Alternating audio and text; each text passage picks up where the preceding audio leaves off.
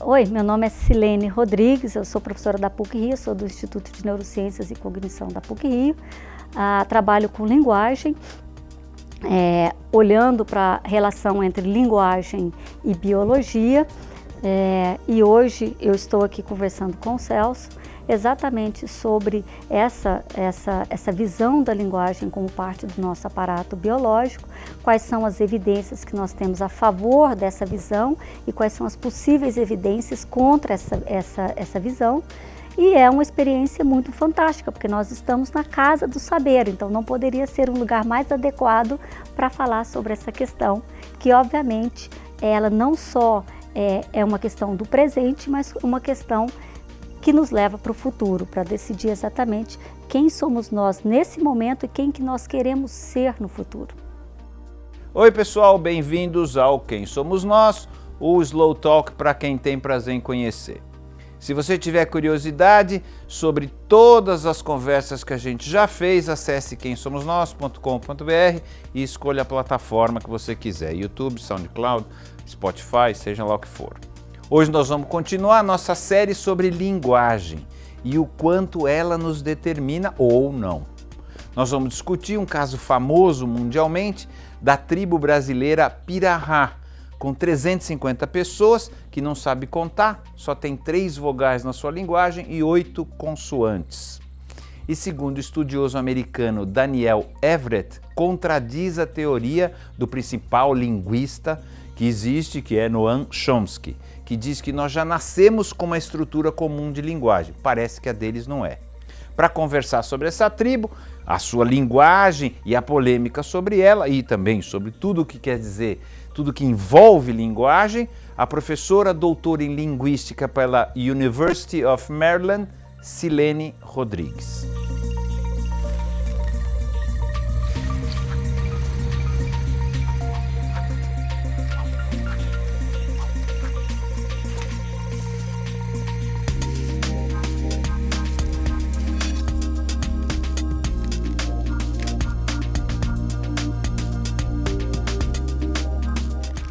Quem é você? Quem sou eu nessa história? Quem é você? Eu pesquisador não, ou eu? Não, você. Bom, eu pesquisador sou... é um pedaço seu. É um pedaço meu, né? Então, eu sou uma coleção de pessoas, né? Acho que todos nós somos uma coleção de pessoas. E essa coleção, eu acho que uma coisa que reúne bem, né? Que costura bem essa coleção de pessoas é esse gosto pelo trabalhar em questões de fronteira. Então, não tem médicos sem fronteiras, então eu sou uma pessoa meio sem fronteira. Eu gosto dessas coisas que são desafios, que estão na fronteira. Então, como pesquisadora, eu realmente procuro atuar nas fronteiras do conhecimento. Então, dentro da linguagem, eu estou sempre nessas questões que são mais, que envolvem, que o conhecimento não é tão explícito, que você não pode ter uma sistematização do conhecimento de maneira tão explícita. Então, o caso Pirahã, língua de sinais, línguas indígenas no geral, comunicação animal, distúrbios mentais em linguagem, são todos esses os temas que eu realmente gosto de trabalhar. E isso tem a ver com a pessoa que eu sou. Uma é acreditar nessa sistematização do conhecimento como uma maneira de alavancar a humanidade no geral, né? E garantir o futuro da espécie. E outra também é de entender que o desafio é uma maneira de se mostrar vivo. Boa! Vamos lá. E me conta um pouquinho, por que você escolheu esta área para, né? Da onde vem isso, né? Ok, você podia ter escolhido outras centenas de áreas para viver no limite. Podia. Tá certo? E por que essa? Meu pai é da geografia do urbanismo, né? Meus pais eram professores da UNB. Meu pai ainda é, minha mãe infelizmente faleceu. Meu pai é da arquitetura e urbanismo e minha mãe era da biologia. Então, eu tinha muito interesse, sempre tive muito interesse por literatura. E minha mãe disse assim, acho que você deve fazer letras por causa de literatura. Mas eu passava muito tempo dentro do laboratório com ela. Ela ia para a universidade e eu ia junto. Então ela ficava lá vendo lâminas, né, de plantas e eu lá junto. Quando eu fui entrar na universidade, eu resolvi seguir o conselho dela. e entrei para letras achando que eu fosse realmente para literatura. Meu primeiro trabalho como aluna de graduação na literatura foi um horror. Porque a maneira como eu fiz, a maneira como eu apresentei o Homero, né, não foi nada de acordo com o que o pessoal da literatura esperava. E aí eu comecei a trabalhar com a linguística, comecei a trabalhar muito mais na direção da linguística. Então eu comecei a trabalhar com o grego antigo, com o latim, e trabalhar muito com estrutura de linguagem. Quando eu fui entrar no mestrado, eu tinha então essa parte de estrutura da linguagem que já estava bem estruturado dentro de mim, e tinha também um interesse em filosofia. E aí eu comecei o meu mestrado na área de comunicação com um excelente filósofo, que também estava fora do departamento de filosofia. Mas aí, quando eu comecei o curso, eu vi que não era aquilo que eu queria. Eu disse assim, não é isso que eu quero. Porque eu sou muito mais, acho que por causa do tempo que eu passei dentro do laboratório de biologia, eu estava muito mais ligada a essa esfera do biológico.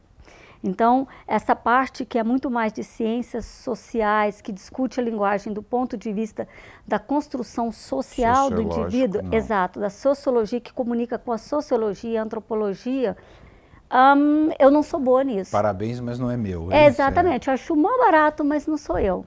Aí eu voltei para a linguística e comecei Mas não é tão diferente, por que você... É muito parecido com a análise do discurso, uma área dentro da linguística. Então. E eu voltei para a linguística pensando em fazer a análise do discurso. Só que quando eu entrei na análise do discurso, eu queria trabalhar com o papel da mulher na sociedade grega antiga. Mas o que eu fazia de fato era pegar os textos de grego e ficar estruturando. Olha, aqui você tem isso, aqui você tem aquilo. E isso, obviamente, eu não estou fazendo análise do discurso, né? E eles trabalhavam muito com a análise do discurso crítica. E eu não achava razão para criticar os gregos antigos. Eu achava que não tinha uma razão e eu não conhecia o suficiente da sociedade para fazer essa crítica. Bom, aí teve dois pesquisadores norte-americanos que vieram no Brasil para dar um curso dentro da área de linguística formal, gerativa. E eu fui fazer o curso. O que quer dizer isso? Eu vou te falar. E eu fui fazer o curso. Em português é o quê? A linguística formal? Bom, a linguística formal ela é um ramo da linguística que trabalha com modelos formais. Por exemplo, dentro da matemática, a matemática nos provê mecanismos, né, para a gente desenvolver modelos formais, seja dentro da física, seja dentro da biologia, seja dentro da linguística, para a gente tentar compreender objetos que não são palpáveis, que não podem ser diretamente observados. A linguagem é um desses. Então, se a gente quer ver qual é a estrutura da linguagem humana, a gente tem de partir de um modelo formal. E eu gostei muito do que eu vi. Por quê? Porque dentro dessa área de estudo, a linguagem é tomada como um aparato biológico. Que é Chomsky. Que é Chomsky. E eu fechei nisso. Para o resto da minha vida eu fechei. Eu achei um encontro entre o que eu via dentro do laboratório da minha mãe e o que a minha mãe via em mim, que era essa parte de linguagem. E que, de fato, era realmente uma coisa que eu via gostar muito, né?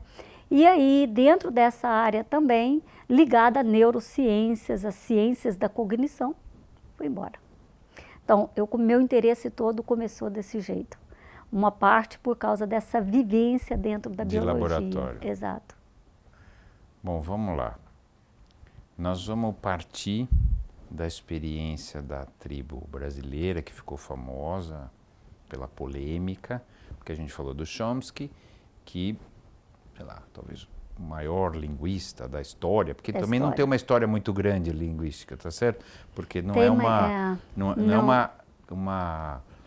não é ciência, mas sei lá, não chega a ser ciência, tá certo? A linguística, mas assim, ela não é um ramo do conhecimento que está muito tempo estruturado, tá certo? São paradigmas teóricos que se sobrepõem, né? E um vai substituindo o outro de uma maneira meio que sobreposta. Mas eu acho que esse último movimento, esse último paradigma que se instaurou nos anos 50, esse você pode chamar de ciência. Do Chomsky. Sim, ele é uma ciência, ele não casa muito bem com a nossa noção de ciência social, mas está muito mais amparado dentro do que a gente chama de ciência natural. Por Por exemplo, isso tem muito mais a ver com a física do que com a sociologia. Então, mas resumindo, eu vou falar do jeito leigo e você me corrija e fala que está tudo errado no final.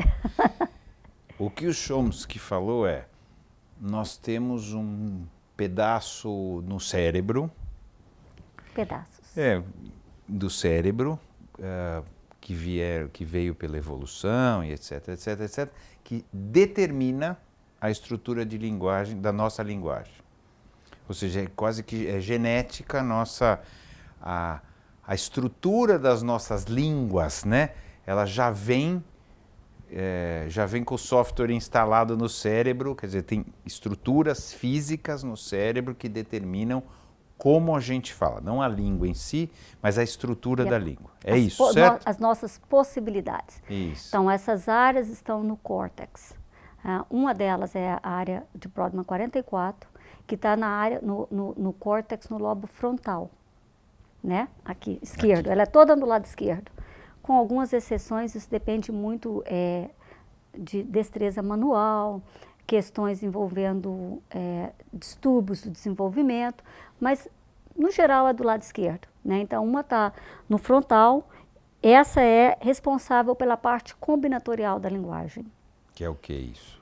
Quando você coloca, por exemplo, uma palavra, pega a palavra infeliz, você tem duas partes. Então, isso, não feliz. Exatamente, o in e o feliz. Então, isso você combina nessa área. Se você danificar essa área, que é chamada área de Broca, porque foi o Paul Broca que descobriu essa área, se você danificar essa área, você não vai mais combinar. Então, esses são os chamados pacientes... Eu não consigo falar? Não, vou te dar um exemplo. Então, se a pessoa tiver um câncer nessa área, ou tiver um AVC que vai danificar essa área, o que acontece é que a grande maioria, se torna falante do tipo tantã. Então, tem um vídeo muito bom no YouTube mostrando isso. Ele compreende muito bem a linguagem, mas quando você pergunta para ele, por que você quer mudar? Ele começa assim, tono, tono, tono, tono, tono, tono, tono, tono, tono. Então, essa é a única área danificada. Ele responde assim? Ele responde assim. Aí você pede para ele contar, ele começa assim, 1, 2, 3, 4, sem problema nenhum. Mas quando chega no 12, que ele tem de combinar o 2, aí ele começa tono, tono, tono, tono. Então, essa é a área combinatorial. A outra área é a área de Wernicke, que está no temporal, também do lado esquerdo. Essa é a área que tem a ver com interpretação. Então, as pessoas que têm afasia de Wernicke são pessoas que falam assim como eu estou falando, combinatorialmente, não tem problema nenhum, mas na hora de interpretar...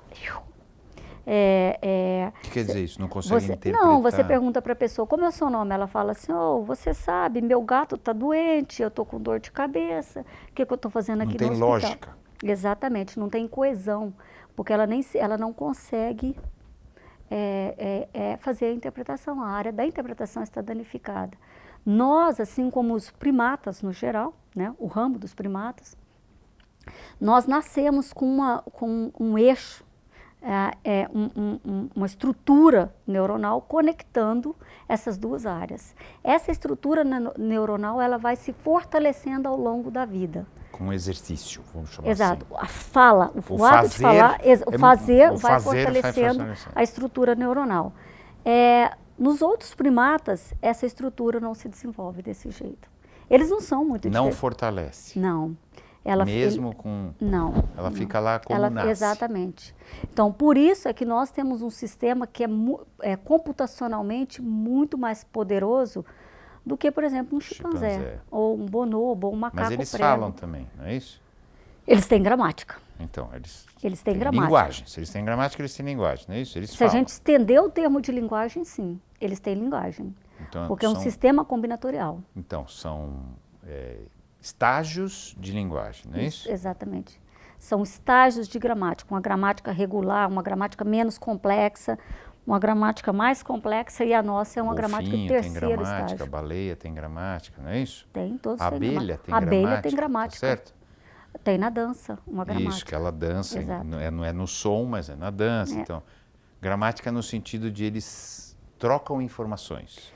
Gramática... Ou passam informações, o outro compreende a informação e tem uma estrutura. Isso, gramática no sentido de que tem um léxico finito e um conjunto de regras que pega aquele léxico finito e combina. Planta tem gramática?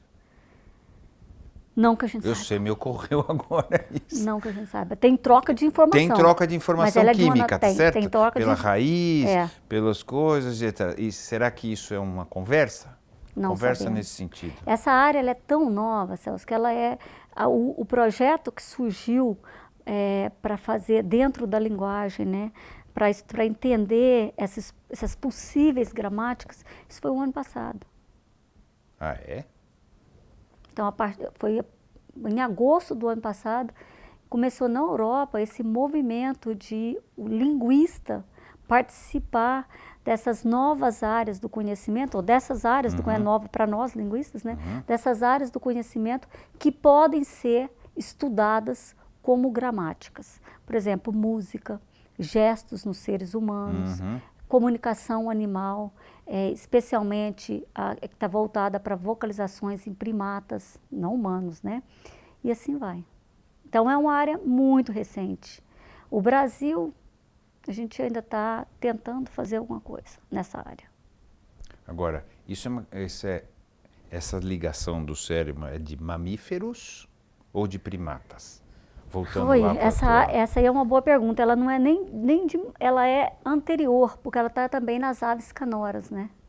Então, assim, a gente vê que os pássaros canoros, eles têm um sistema combinatorial muito rico. É mais rico do que os primatas não humanos. Ah, é? É. Então, a gente parece ser uma combinação de pássaro com chimpanzé. No fundo, a gente parece isso, que a gente tem um sistema combinatorial muito rico, e esse sistema combinatorial ele consegue conectar, alinhavar som e significado. Enquanto nas aves isso é só som, né? E essa produção de som complexo tem a ver com reprodução. Mas deve ter os significados. Não, tem a ver com reprodução, não é significado igual a gente entende de conceito, mas tem a ver com reprodução, com delimitação de território. Então, aquele macho que consegue cantar de maneira mais articulada e de maneira mais complexa, ele tem uma vantagem reprodutiva, ele tem uma vantagem territorial. Isso é muito diferente do que você vê nos primatas no geral. Vamos tirar os seres humanos por enquanto. Você considera os primatas do Novo Mundo e do Velho Mundo. O que você vê é um sistema combinatorial não tão complexo, mas um sistema mais uma conceitualização bastante complexa. Então, esses animais, eles têm uma conceitualização do mundo, mas não têm um sistema combinatorial complexo. Então, a gente parece uma combinação das duas coisas. Se as aves são os herdeiros dos dinossauros, certo? Ou elas são dinossauros, na verdade? É o que dizem, não é? Então, os dinossauros provavelmente, então, teriam vocalizações semelhantes à ave. Talvez. Não é isso? Talvez, Se a gente puder pensar desse jeito, né? Exato. Eu sei que é um salto meio grande, mas vem dali, né? Exato. Teria um sistema que é muito mais funcional, né? Que tem a ver com sobrevivência genética, com passagem de carga genética, do que o que nós temos. O nosso também, óbvio, tem a ver com isso, mas não é de maneira tão direta, porque a gente não está limitado a isso.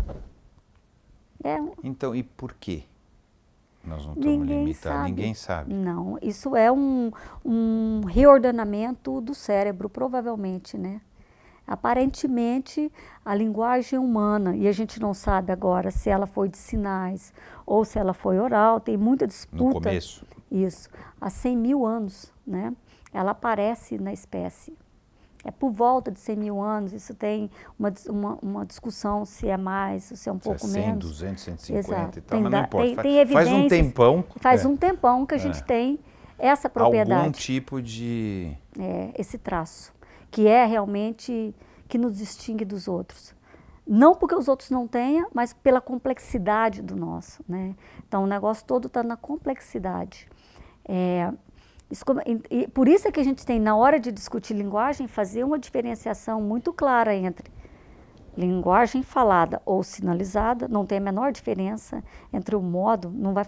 Cognitivamente não tem nada, nenhum poder no cérebro é o mesmo, a gente só mexe... Só em relação à motorização, sim, mas as áreas são as mesmas. Os bebês, quando eles nascem, os bebês surdos, quando eles nascem, eles passam pelo estágio de fazer o treino do aparato vocal.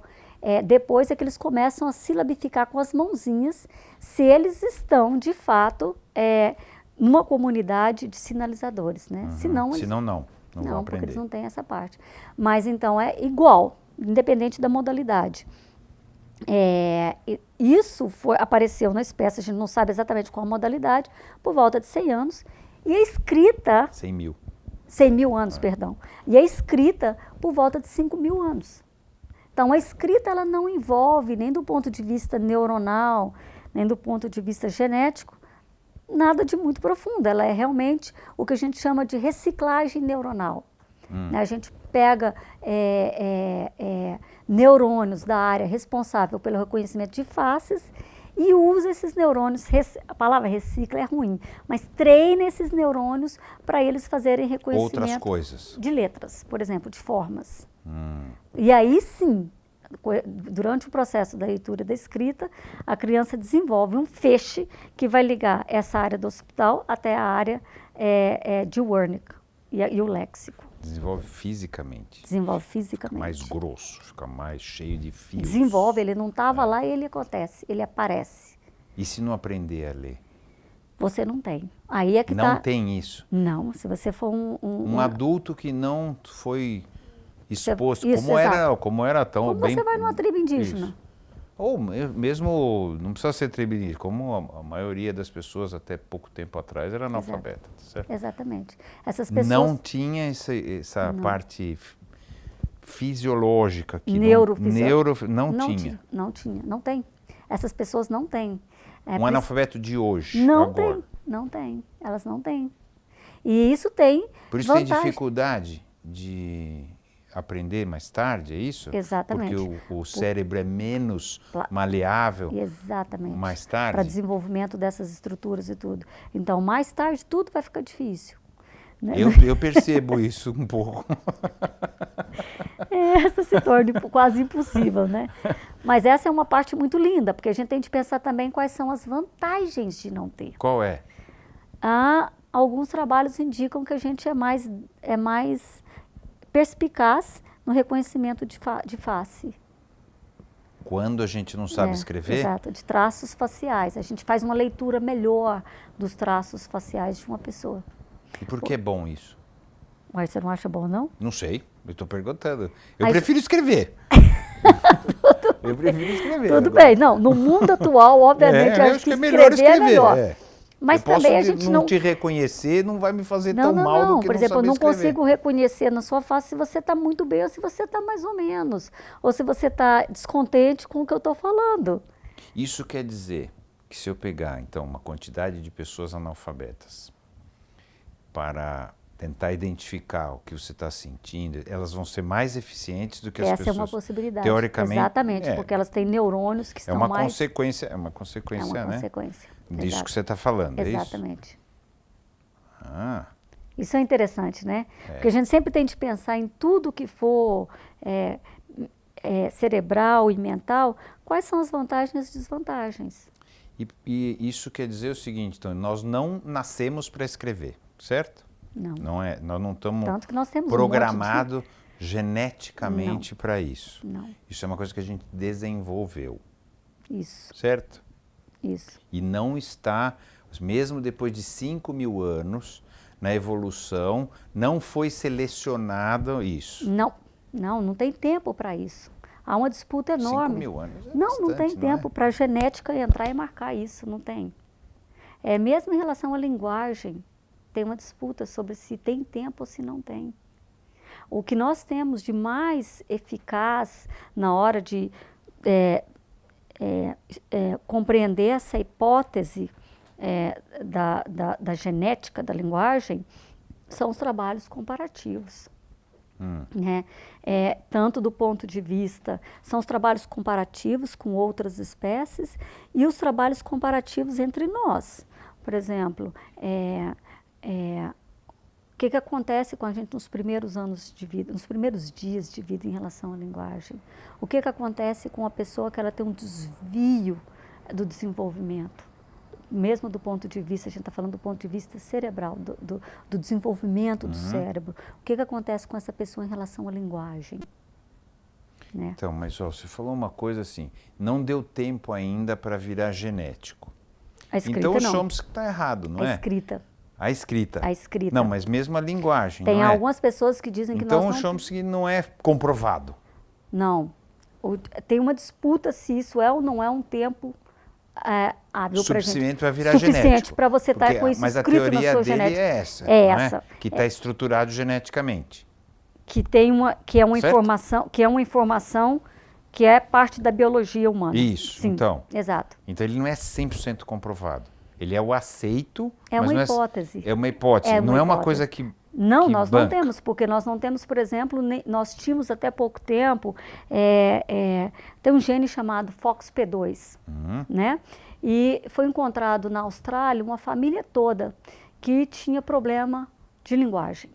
Então, o sistema combinatorial não era muito bom, tinha um problema de linguagem. E aí fizemos um grande barulho achamos o gene da linguagem. Mas logo em seguida descobrimos, e foi feito um bom pesquisador da área, que é o Stephen Crane, que trabalha com aquisição da linguagem, ele trabalhou com essa família. E, na verdade, o que se descobriu é que essa família tem um problema motor no geral. Então, expressões faciais, o caminhar, tem um problema motor. A área de Broca, ela é muito próxima da área motora. E isso não é coincidência. É porque, de fato, quando você combina, você motoriza, não é? Você manda informações para o aparelho fonador ou para o sistema manual para spell out, para produzir aquela combinação. Do mesmo modo que a área de Wernicke é muito próxima do aparelho auditivo, pela mesma razão.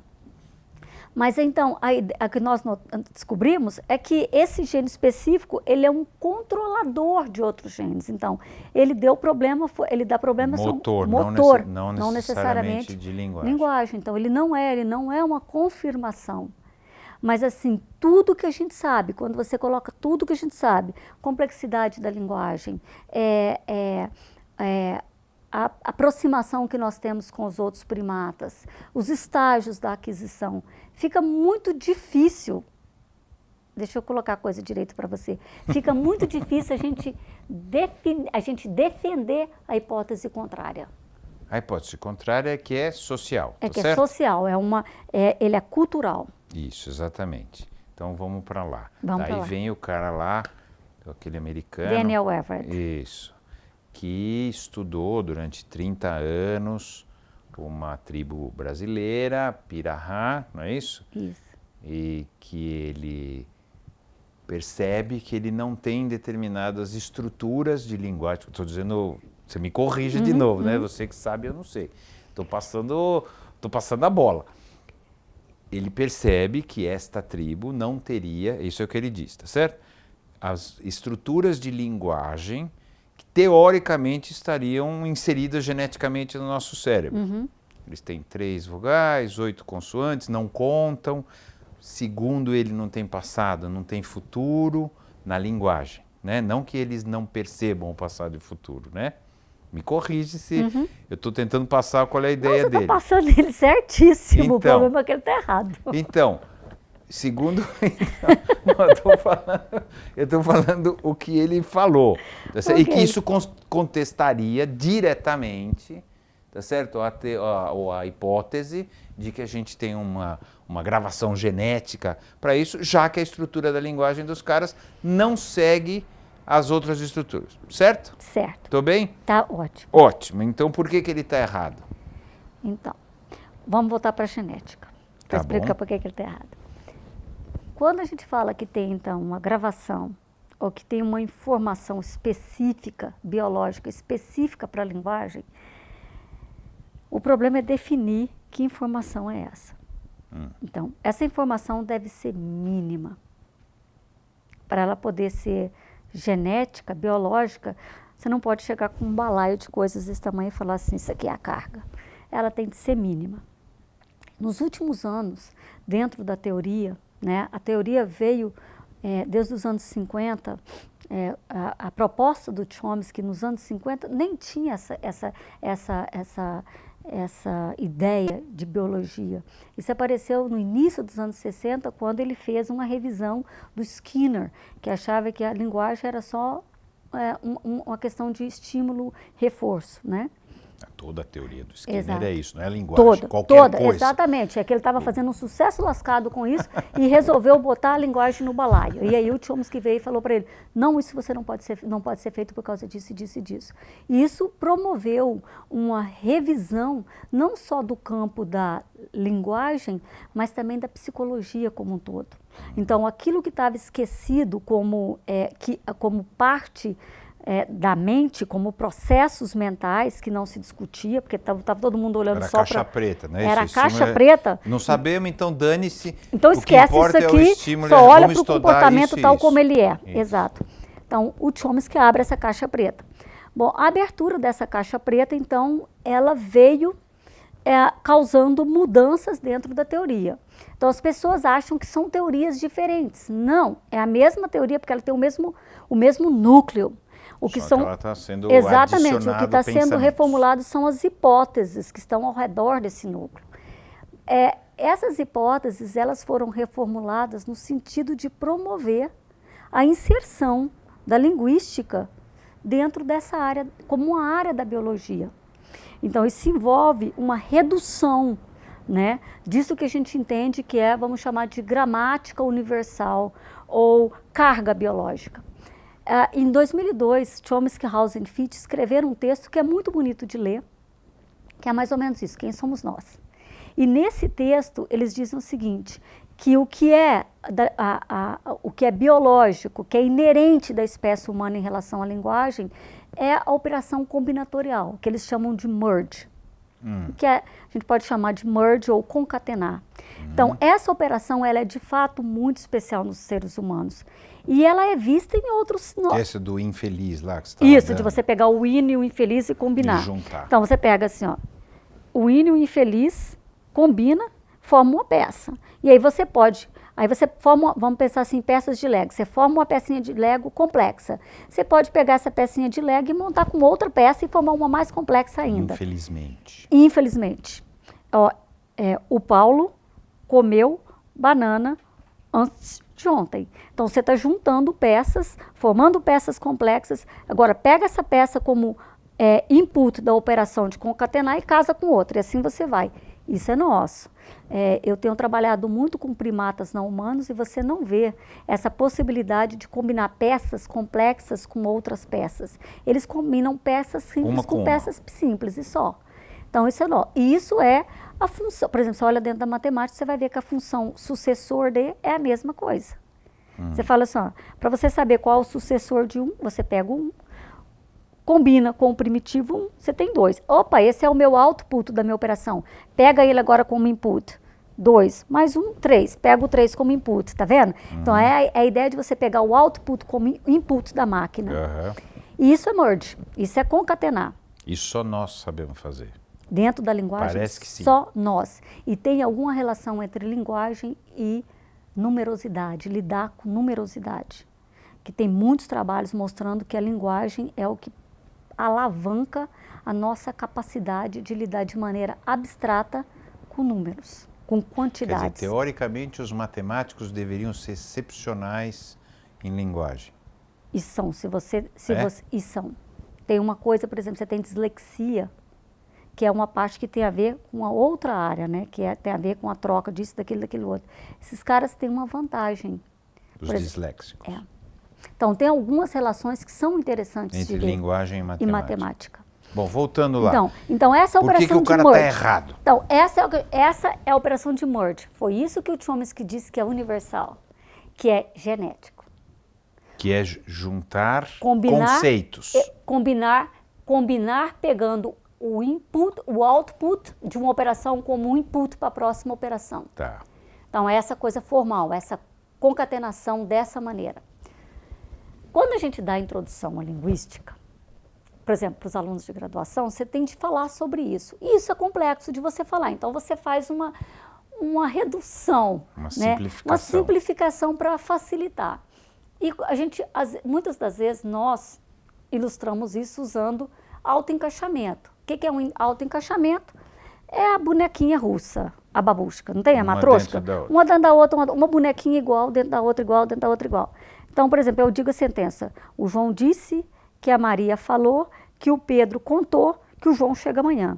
Então, eu tenho um conjunto, uma sentença encaixada dentro da outra, uma sentença encaixada dentro da outra, uma sentença encaixada. E isso a gente chamou de sistema recursivo. Uhum. Veja bem, isso não é a definição chomskyniana. Isso é um exemplo. Exatamente, isso é uma sentença. Isso é uma sentença produzida por um sistema que é recursivo. Mas não necessariamente, se você não tiver esse tipo de sentença, você não é recursivo. Essa é simplesmente um dos possíveis produtos de um sistema recursivo, um sistema linguístico recursivo. Fala outro. A filha... eu vou te dar mais 2. A filha... Um de graça, você está me dando um de graça. Vou te dar um de graça. Tá certo. Esse aqui compre 2 e leve 1. A filha da mãe, a mãe da namorada do João, viu? Um nome dentro do outro, nome dentro do outro. Quer ver? Agora eu vou colocar uma preposição dentro da outra. Coloque o anel dentro do cofre, dentro do meu quarto, dentro do apartamento, dentro do lugar tal. Dentro do bairro tal. Do prédio. Dentro do prédio tal, dentro do bairro tal. Posso fazer isso de maneira infinita. É óbvio que eu vou ter um problema de memória. Lá pelas tantas eu vou não saber mais o que eu estou combinando, o que eu estou fazendo do ponto de vista de significado. Mas combinatorialmente isso pode ser feito. Eu sou aparelhado a fazer. Você é aparelhado. Você tem competência para fazer e talvez o seu desempenho seja não tão bom. Né? Isso somos nós. Claro. Mas então, o Everett pegou, achou que interpretou esse paper, como esse artigo do Chomsky-Haussenfeld, como indicador de que recursão é autoencaixamento.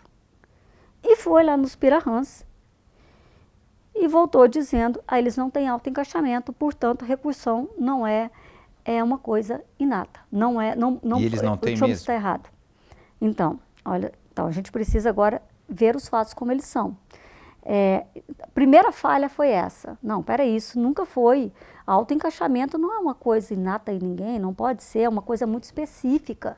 A gente está falando de uma operação combinatorial. Isso sim pode ser talvez genético, mas autoencaixamento ser genético é até meio ridículo do ponto de vista biológico a gente defender essa ideia. Eu concordo. Não é? Então esse foi o problema do Everett, o primeiro problema do Everett. De interpretação, é isso? De interpretação. Do que o Chomsky estava querendo dizer, é isso? De não entendimento dessa ideia da linguagem como um aparato biológico. Entende? Tá. E foi um não entendimento muito raso, porque não pode, é muito pequeno você dizer que algo dessa natureza é biológico. Então, agora, a questão e aí ele vem com um monte de ausências, né? Ausência de desenho, não contam, o menor sistema pronominal já conhecido, um conjunto... Tudo isso é fato, não é isso? Não. Não é fato? Isso que eu vou te falar. Não é. Um sistema pronominal que é emprestado é pequeno, um conjunto de fonemas muito pequeno, que é verdade, mas isso não quer dizer nada. O que mais que a gente pode falar? Não tem tempo, né? Bom, ele conta 1, 2, poucos, muitos, não é isso? 1, 2 e muitos. É isso. Bom, então, aí a pergunta isso tudo é verdadeiro ou não é? E agora, veja bem, agora a gente já colocou de lado... Esquece isso aqui de lado, então. Agora vamos falar sobre os fatos biologia, disso aqui. E agora vamos olhar a língua. Conta. Fala ou não fala? Exato. No artigo que ele publicou, ele tinha... Só vou te dar um exemplo para te mostrar o que engatilhou a nossa pesquisa toda com o Pirahã. No artigo que ele publicou na Current Anthropology de Chicago, ele... deu uma sentença, a sentença em português seria, eu quero comer peixe. Então, eu quero comer peixe. Você tem uma sentença, comer peixe, dentro da sentença, eu quero. Então, comer peixe é objeto do querer. né? É uma sentença infinitiva. Veja bem, essa sentença é mínima, ela é pequenininha, porque ela nem sequer tem sujeito, ela é infinitiva. E ele disse o seguinte, então, que toda vez que você combina duas sentenças, essas sentenças são combinadas de maneira paratática. É assim. O que é isso? Eu quero. É como se você falasse assim, eu quero, ponto, comer peixe. Como é que isso é feito? Como é que o seu cérebro, de fato, como é que a sua semântica interpreta isso como eu quero comer peixe? Não disse. Mas, na verdade, a sentença que ele deu não foi eu quero comer peixe. A sentença em Pirahã era eu, peixe, comer, quero. Agora, isso mostra pra gente que uma análise... É o Yoda. É uma espécie de... O Yoda fala assim, eu, peixe, comer, quero. Então, a língua tem a ordem S ou V, que é sujeito, objeto e verbo. Essa é a ordem da língua. Tem outras línguas assim, né? Tem outras línguas, basco, é assim, essa é a ordem mais comum. Verbo no final? Sujeito, objeto, verbo. A segunda ordem mais comum é sujeito, verbo, objeto, que é a nossa. Que é a nossa. Mas então, não tem como você falar que aquela sentença comer peixe não está estruturalmente encaixada dentro de eu quero, porque ela está no meio do sujeito e do verbo da principal, é eu, peixe, comer, quero. Então, como é que você faz? Então, eu e o quero amar, vai. Exatamente, fecham as fronteiras da sentença, as periferias da sentença, com a outra lá dentro. Quando a gente questionou, ele disse assim, esse dado está errado. Espera aí, você não publica um texto na Current Anthropology com um erro desse tamanho. Entende? A gente não produz, não tem na produção humana, a gente não sai por aí falando sentenças que são agramaticais. Mas ninguém foi lá comprovar como eles então, falam? Aí depois disso... Por favor, me conta, fala do peixe.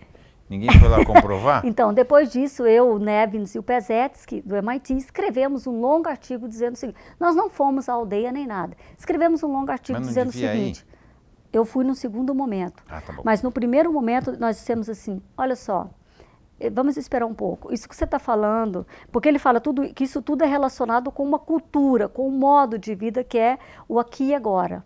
Então, não contar, não desenhar, não ter futuro, não ter passado, não fazer encaixamento de sentença tem a ver com aqui e agora. Com aqui. Mas o que significa? Como é que você tem, mesmo que você tenha uma pessoa que viva no aqui e agora, qual é a relação disso com não fazer encaixamento? Isso é uma correlação, no máximo. Você tem as duas coisas coexistindo, mas uma não é consequência da outra, a não ser que você me prove que é, não é? Que seja, senão você não tem um ponto. Então, nós falamos isso no artigo, essa foi a nossa questão. Uma, que ele estava errado em relação à genética, e outra, que ele não era claro qual era... Pode ser, mas não necessariamente uma coisa tem a ver com a outra. Mas uma coisa tem a ver com a outra, porque você pega, por exemplo, alemão, que eu duvido que tenha alguém vivendo no aqui e agora, e eles não têm autoencaixamento dentro de expressões nominais. Eles podem fazer algo do tipo, o motor do carro do João. Nessa ordem pode ser feita. Mas se você jogar para frente, como faz o inglês, falar alguma coisa do tipo John's Car Model, eles não podem mais. Eles só podem fazer John's Car. Mas se você botar mais um nível de encaixamento, não podem. Isso no alemão. Então, quando o possuidor é numa posição pré-nominal, John's Cars Model, você já não pode mais fazer. Isso não tem nada a ver com aqui e agora. Então, a explicação do aqui e agora não é uma explicação, de fato. Esse foi o paper. Bonita. Independente disso, não é isso? É bonita, porque parece assim, eles não falam do passado, né? Eles não têm passado, eles não têm futuro, eles só têm um momento, independente de ter alguma coisa a ver com a linguagem ou não. Se você olhar a mitologia deles, a crença deles, de como o mundo é criado, você vai ver que é muito mais bonito. Então, como é?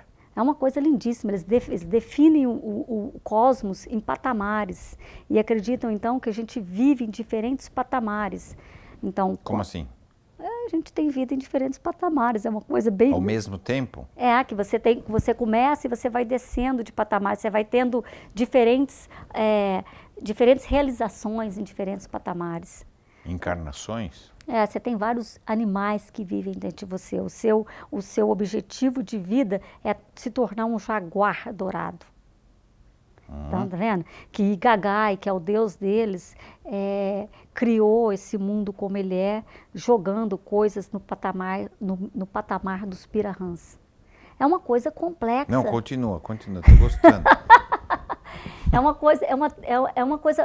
É uma visão, né, cosmológica extremamente rica e complexa, que põe em xeque tudo que o Everett está falando, mesmo do ponto de vista cultural.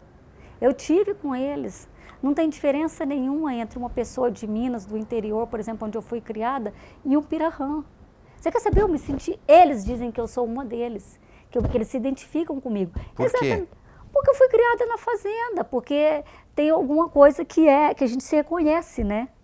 Tem alguma coisa que a gente se reconhece, sei lá, uma maneira de ver o mundo. E você fala agora a língua deles ou não? Não, eu tenho aluno difícil, agora, nesse né? exato momento na aldeia. É uma língua difícil.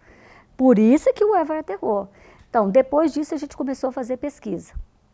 Essa estrutura que eu estou te falando, eu quero comer peixe, envolve autoencaixamento na língua. Eu tenho uma aluna que agora foi minha aluna de mestrado e agora está no Canadá fazendo doutorado ainda com a língua. Ela está lá na aldeia nesse exato momento. Ela mostra que construções do tipo, quer ver? A ordem no pirahã é assim, ó. Iaporren, mãe, cabelo, preto. Isso no português seria a mãe do Iaporren, o cabelo da mãe do Iaporren é preto. A ordem fica Iaporren, mãe, cabelo, preto, que é a ordem do inglês. Não tem verbo? Cópula não. Mas isso não é... Então, peraí que eu vou te falar disso. Mas tá vendo, então, o autoencaixamento tem.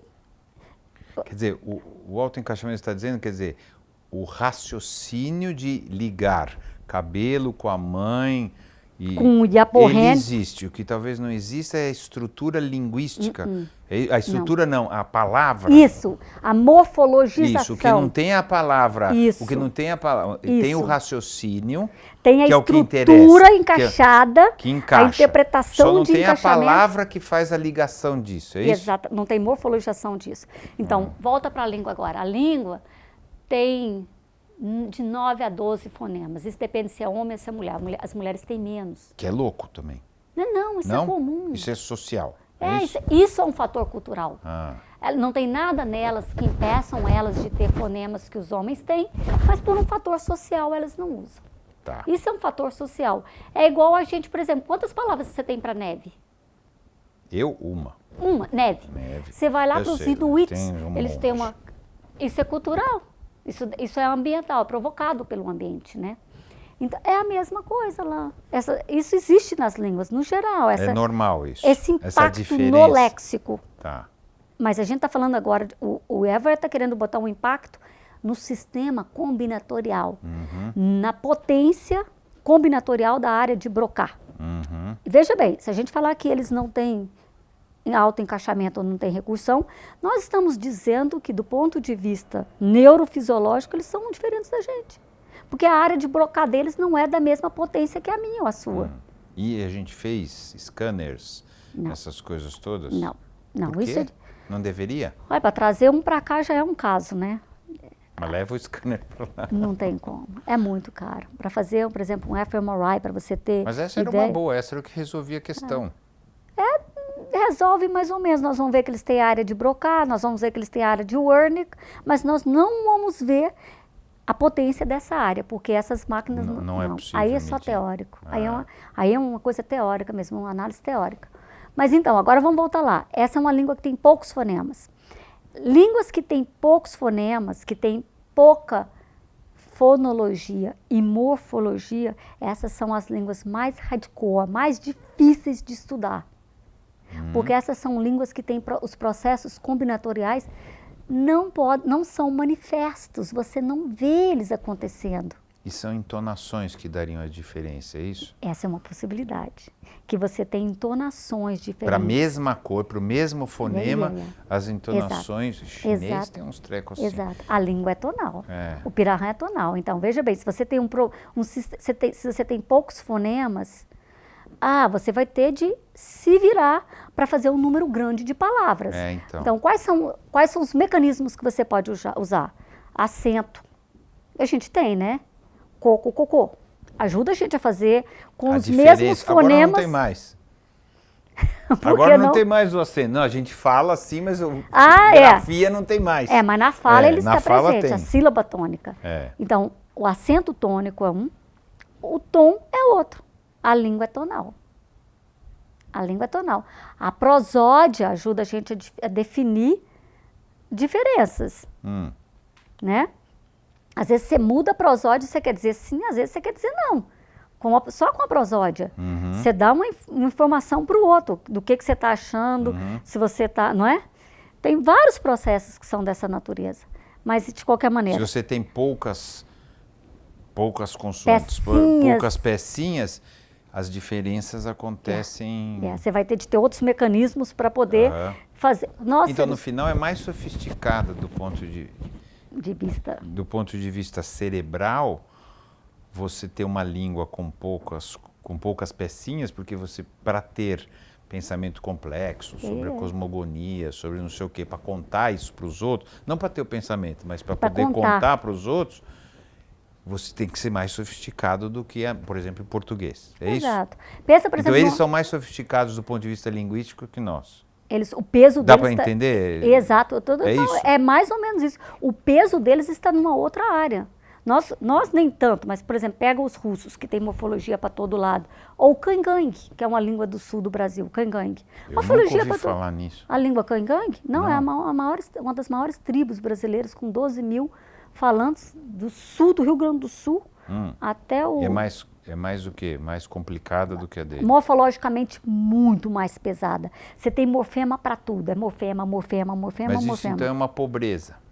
O quê? Do ponto de vista intelectual? Não, Quando não. você precisa dar assim, ou quando você combina pouca coisa para falar muita coisa, é mais sofisticado. É onde Pobreza, você está colocando o peso. Então, as línguas, aparentemente, elas falam o seguinte: eu vou ter uma morfologia muito pesada, mas como consequência eu vou ter uma sintaxe mais leve. Por exemplo, língua que tem caso, igual o latim. Morfologia muito pesada, porque tem muita coisa morfológica. Mas a sintaxe, por exemplo, não é rígida. Então, tanto faz a ordem, CSVO, CSOV, tanto faz a ordem. Entende? Então, as línguas, elas fazem essa dança de onde é que eu estou colocando o peso. O Pirahã coloca o peso na sintaxe, porque a morfologia e a fonologia são empobrecidas. São simples.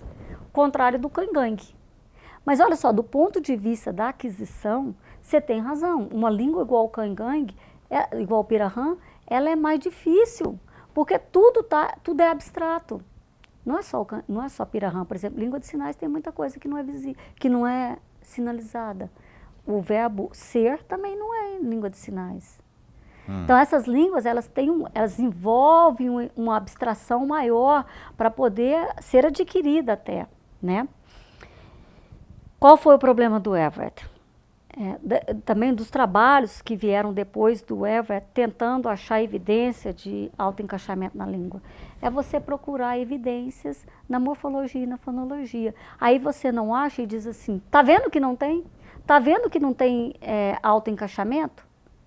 Mas a evidência tinha que ser no pensamento da língua, é isso? Significado. No significado. No significado, porque nem sempre mudanças de significado estão manifestas na morfologia ou na fonologia da língua. Quer ver, ó? Eu fui caçar elefantes de pijama. Quem é que estava de pijama?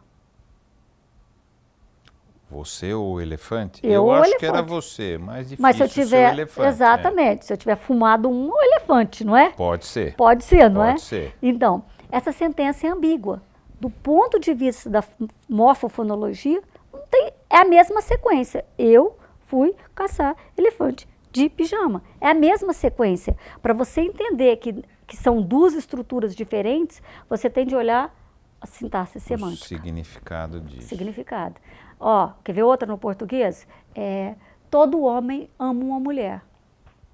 Pode ser, você ama X, fulano de tal ama Y, uma mulher de fato para cada homem. Então, se nós temos 5 homens, nós temos 5 mulheres amadas. Ou uma Mary Monroe. Né? Não é? pode também. Pode, não é? Podemos,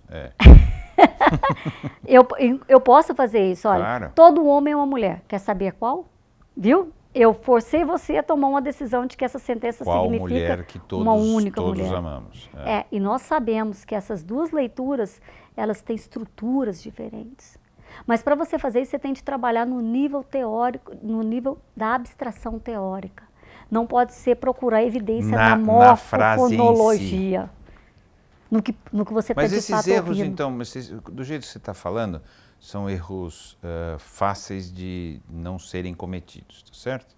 Quando você é um bom teórico, sim. Então, o que você acredita que houve um engano, é isso? Porque ele não tinha formação de linguista, certo? A formação dele... até a história é interessante, não é? Ele foi como missionário para tentar converter os Pirahãs, ou os índios, no caso eles, e ele foi convertido por eles, não é isso? Quer dizer, virou ateu, não foi convertido, mas ele desacreditou na ideia de dominação através da conversão, da catequese, não é isso? Pelo menos é a história que ele conta, não é eu isso? não entendo ele mesmo assim, a pessoa, Everett, é bem complexa, né? O Everett, pelo que eu entendi, você pode ler lá no prefácio da tese dele, de doutorado, agradeça a Deus por ter me tirado da cocaína, e cita um monte de drogas. E aparentemente foi isso mesmo. Ele estava bastante envolvido com drogas, com isso, aquilo, quando ele conheceu a Karen Everett. A Karen Everett era filha de missionários. Ah, não era ele, né? Não. Mas depois ele foi ser Aí missionário ele foi junto com ela. Então, não foi uma escolha dele. Ele seguiu alguém para a aldeia, né? Foi para lá com ela, foi para Rondônia com ela. Para catequizar, para salvar essas almas penadas, essas almas perdidas, porque não tem Deus no coração, exatamente. Certo? Ou não tem o Deus... Porque Gagai não é um Deus. Isso, exatamente. Né? Essa é a visão. Mas então... E aí depois ele falou, pô, isso é uma bobagem. Parece bonito também essa... Mas já entendi, talvez ele não foi assim com essa... Ele foi junto com a mulher. Isso. É isso. Me parece que... Eu vou te falar uma coisa que parece. Assim, é só uma intuição minha sobre a pessoa do Everett. Isso nem cabe a mim fazer uma análise, porque meu negócio é... O assunto é o outro, linguista Everett, né? Mas me parece que ele não é uma pessoa que tem ele não tem um traço, ele não tem um caminho definido. Se o vento sopra, entende? Então eu vou com a mulher com quem eu casei para a aldeia. Chego na aldeia, faço esse trabalho todo. Claro, ele deve ter aprendido a língua. Pelo que eu entendi, não deu certo. Não deu. Eles não converteram ninguém, foi o que ele falou. Não tem conversão ali, não tem. O que é legal também, não é? Eu acho Ou ele é um péssimo conversor, tá certo? Isso. Ou é muito forte a cultura dos caras que se sobrepôs não tem muito interesse por essas coisas todas, né, da parte deles. Não, eles até falam de Jesus e tudo, mas você vê que não é uma coisa muito... Não faz parte deles. Não, eles falam, não sei nem se é para te agradar ou se é porque do tipo... Eu acredito, mas também não faz muita diferença na minha vida. Mas então, e aí depois ele foi para a Unicamp. E aí ele achou que deveria fazer linguística para aprender a língua. Foi para a Unicamp, fez uma tese de doutorado que está publicada na nossa área. O problema é aquela coisa... Mas ele não tinha formação em linguística. Antes não. Ele fez lá essa tese de doutorado, que é boa. É boa. Ela foi orientada pela Charlotte Galbs, que é uma excelente pessoa da área, uma teórica boa. O trabalho é bom. E o trabalho meio que desqualifica o que ele está falando agora. Entende? O próprio trabalho dele? A tese de doutorado dele. Na tese de doutorado dele, num trabalho que ele publicou de novo no livro das línguas da Amazônia, no Handbook of Amazon Languages, tem evidência de que o que ele está falando agora está errado. Aí se você falar isso para ele, ele te diz, mas é porque naquela época eu não conhecia tão bem a língua. Pode ser também. Claro, tudo é possível nesse mundo de Deus. Não vale. Tudo vale. Mas entende? Então, é uma coisa que como é que eu vou te falar? Não é claro, né? Não é claro, pode ser. Pode ser. Como pode ser que eles não têm autoencaixamento? Podia ser, podia. Quando a gente foi para campo, a gente estava levando a sério essa hipótese. Daí, por isso a gente foi. E a gente viu que não é verdade. Não era isso. Não é, o não que eles não tinham eram as palavras que poderiam demonstrar isso, mas o raciocínio Exato. Tinha. E esse não é um problema do Everett, esse é um problema de muito linguista. Do cara olhar para a coisa e não compreender o que está por trás. Achar que o que tá por trás vai ser visível para você. Não Mas necessariamente. a linguística, a nossa capacidade linguística é muito parecida, por exemplo, com a física. A física já demonstrou que tem um monte de coisas invisíveis que a gente não vê, mas que tem um impacto enorme na nossa realidade, no nosso concreto, mundo. Né? Concreto, mas elas são invisíveis. Exatamente, a mesma coisa a linguagem. Está cheio de coisas invisíveis. Matemática, sim. Exatamente. O zero não é um número nulo, não é um nada. Né? Então, isso tudo tem de ser levado em conta. E aí isso é um caso, eu acho, o caso Pirahã, ele é muito importante para que os nossos alunos entendam de fato o que você deve fazer como linguista. Que você pegar aquilo que é visível como uma evidência pode ser bastante complicada. Tem uma frase muito linda na área que como é que é? A ausência de evidência não é evidência de ausência. Uhum. E isso tem de ser levado a sério, né? Porque o fato de você não ter achado uma estrutura X não quer dizer que aquela estrutura não exista. Então, voltando lá. Então, existe uma estrutura física no nosso cérebro, ou estruturas físicas que determinam a estrutura da nossa linguagem, certo? De certa maneira determina, porque mais ou menos ela é isso, um aparato neurofisiológico. Dá limites ali Exatamente. que a gente constrói de jeitos semelhantes, seja qual for a língua que a gente usa, certo? Isso é o que a gente chama de terceiro fator. Muito bom. E por que as línguas são tão diferentes? Se geneticamente a gente tem uma predisposição a uma determinada tipo de coisa. Por que nós Entende? Exato. Por exemplo, eu sei que é meio boba a pergunta, mas faria sentido que a gente tivesse línguas mais semelhantes, ou não? Faria. Uma possibilidade é que teve Torre de Babel, né? Mas essa a gente... excluindo a parte bíblica, tá certo? Vamos para a segunda. Vamos para uma coisa mais científica. Exatamente. Né? Mas então, tem várias teorias. Uma delas é que nós não somos os animais mais pacíficos do mundo. Parece que não. Nem nós, nem eles, os nossos primos primatas. Existe muita disputa intergrupal. Violência e tal. Encontros agonísticos. A linguagem, então, essa é uma hipótese de um pesquisador chamado Mark Baker. É que, na verdade, essas diferenças, os diferentes grupos têm diferentes gramáticas ou línguas. Tem uma parte que é universal, que é fixa, mas aí você tem toda uma parte que varia, né? Muito. Número de consoante, número de vogal, muito. Se tem movimento de pronome interrogativo por início da sentença, se não tem, estrutura da sílaba, posição do acento, tem um monte. Porque geneticamente a gente tem variações, mas os olhos, os cabelos, eles variam, mas menos do que a língua. Não sei se você entende o que eu estou falando. Assim, a língua tem uma liberdade maior do que o resto das nossas...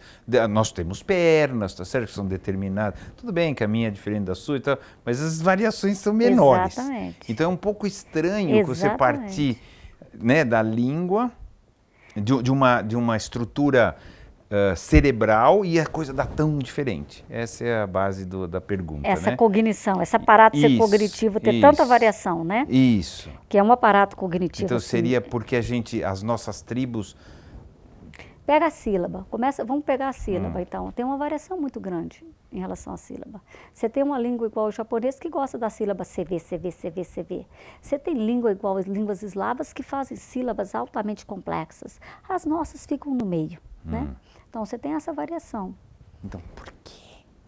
Se a Ela gente é mais ou menos igual a coisa de perna que você deu. Então, mas tem uma estrutura mas a variação rígida. é muito...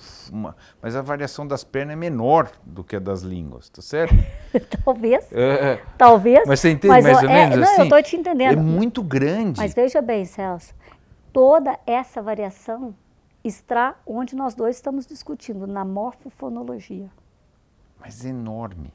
Mas ela é enorme porque a morfofonologia permite. Não parece estranho que tenha uma variação tão grande partindo da mesma Espera que eu vou te falar uma coisa que você vai gostar de ouvir em relação a essa variação. Essa variação não é só nossa, ela está também nos primatas.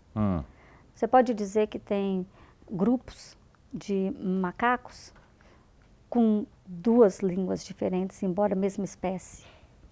Mas olha só, essa ideia então seria... Voltando lá para os humanos. Os agressivos. Isso, exato, para os agressivos, para a teoria do Mark Baker. É isso.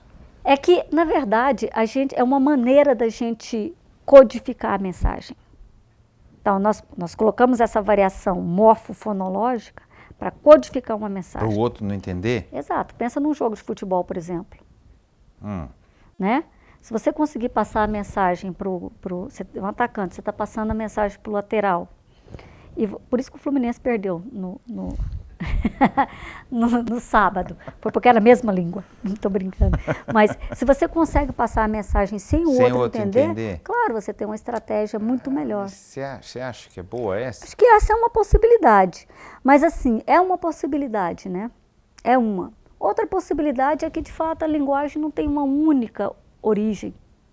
Genética, você está falando? Não, uma única origem evolutiva. Ela não nasceu num único grupo e se espalhou para todos. Vários grupos de sapiens ao mesmo tempo. É o que você vê, por exemplo, você olha hoje para os símios e para os macacos, né?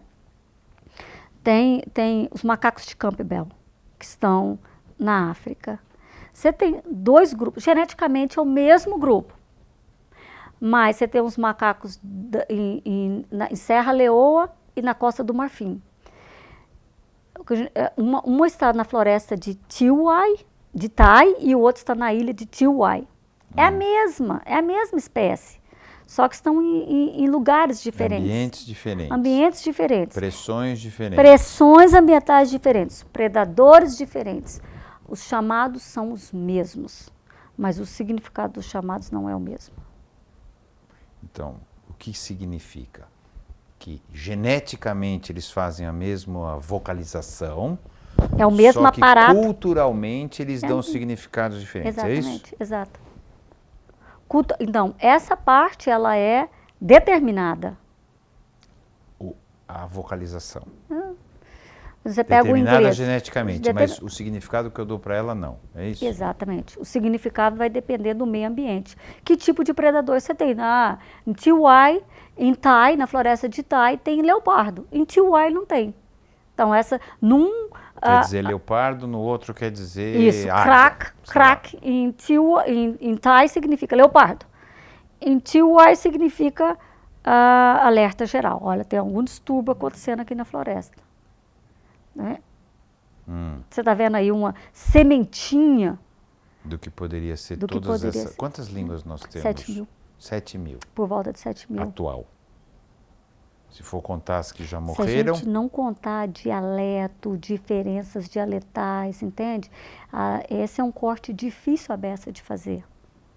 Mas é em torno de 7.000. É que dialeto você entende a língua, não é isso? Mas esse corte, o que é uma língua, o que é um dialeto, ele é sociopolítico, na maioria das vezes. Porque fazê-lo do ponto de vista cognitivo é impossível. Porque aí nós não vamos falar mais que tem 7.000 línguas. Para cada pessoa é uma língua. Porque eu não falo exatamente como você. Você fala melhor que eu. Não, nós falamos diferente. Não é? Minha pragmática é diferente da sua, isso depende das nossas ambientações, da nossa vivência. E etc. Exato. Exatamente. Então, você é bem convicta mesmo dessa parte genética, tá certo? Não, eu não sou convicta de nada. Eu acho que é uma hipótese. Deixa eu te falar, eu olho ciência, acho que a gente não pode olhar a ciência como certo ou errado. Mas quão produtiva é essa hipótese? Entende? Não, o quanto ela vem explicando as coisas. Quanto ela vem explicando e quão produtiva, o quanto ela ramifica. Sem essa hipótese, nós não teríamos nenhum trabalho. Qual é a outra? Tem outra hoje que sobrevive? Sobrevive, mas não tem essa ramificação toda. Por exemplo, se você faz análise do discurso, você não tem necessariamente de defender nada dessa parte biológica, que a gente chama de biolinguística. É tudo aprendido. Tudo aprendido, exatamente. Mas também é como se via antigamente, não é? Exatamente, exatamente. Esse quebra aconteceu no início dos anos 60, 50, 60. Pô, é recente É também, recente. do ponto de vista científico. É recente, é Né? recente. Mas veja bem, foi esse paradigma proposto, chamado de biolinguística, que nos possibilitou trabalhos incríveis sobre desenvolvimento da linguagem. Você olha, por exemplo, para um autista, para um Asperger, para um Down, para um esquizofrênico. Isso nos possibilita, quando você casa isso com a teoria formal da linguagem, te possibilita ter um excelente entendimento de quais são as Então questões. vem funcionando como ferramenta. Yep. E vai funcionar agora como ferramenta para a gente entender esses sistemas de vocalização, os sistemas de comunicação no reino animal. Entende? Então, é esse ganho que pode ser dado através da linguística que eu admito. A gente está certo ou está errado, isso é uma questão de pesquisa. Mas pode ser, por exemplo, a física do Newton, né? Que foi perfeito, mas estava errado. Pode ser. Né? Mas porque ela Einstein não, foi perfeita, assim, fantástico, o cara, né, reverenciado com razão, mas chega no final não era isso. Não era isso.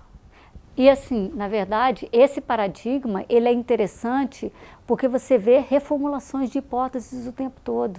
Então, nesse sentido, ele é muito mais das ciências naturais, porque ele faz essa reformulação constante de suas hipóteses. Então, não tem nada que seja do tipo fixo, a não ser um núcleo, né? Mas as hipóteses estão aí para ser testadas e reformuladas. E isso é muito interessante.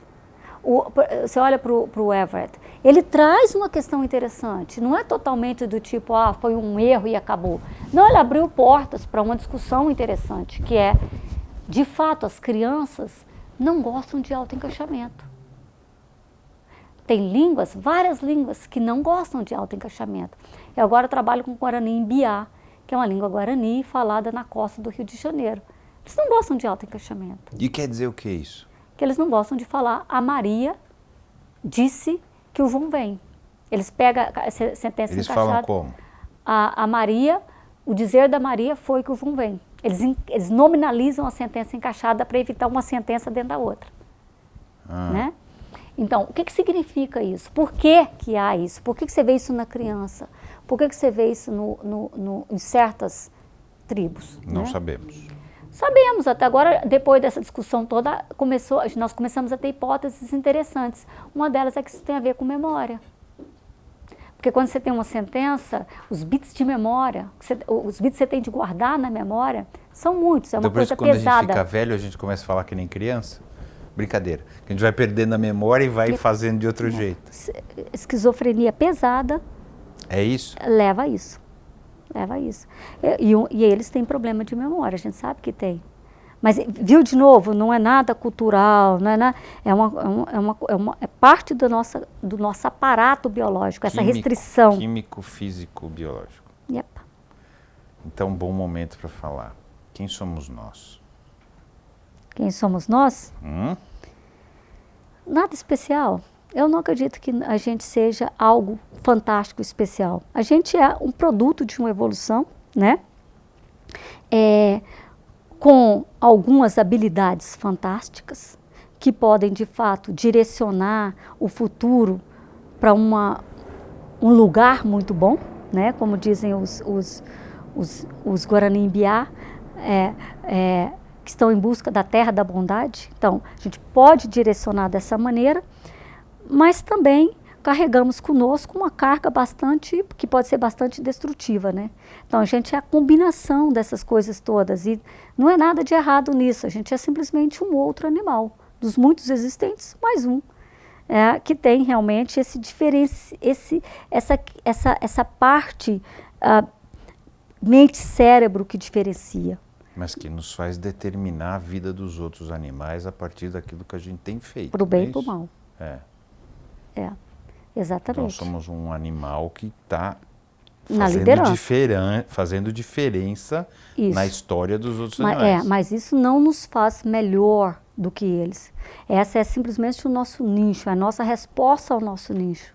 Eles não, eles estão de acordo com o que eles têm. Então, não tem como eu te falar que a linguagem humana é melhor do que o sistema de vocalização de um outro primata. é simplesmente uma resposta diferente. Há necessidades diferentes. Mas está Nós causando somos consequências diferentes. drásticas, bastante drásticas, né? Muito drásticas. Então nós somos especiais no sentido de que a gente influencia nos outros mais do que os outros na gente, não é isso? Sim, mas você pode olhar, por exemplo, para o formigueiro e falar que eles destroem um campo todo também, né? A única diferença é que a gente tem consciência disso. É que a gente deveria estar, a gente tem ciência, nos todos os sentidos da palavra agora. A gente tem ciência do mundo. E a gente deveria, a partir dessa ciência, ser capaz de direcionar, né? Assumir a responsabilidade dessa ciência. Exatamente. Boa.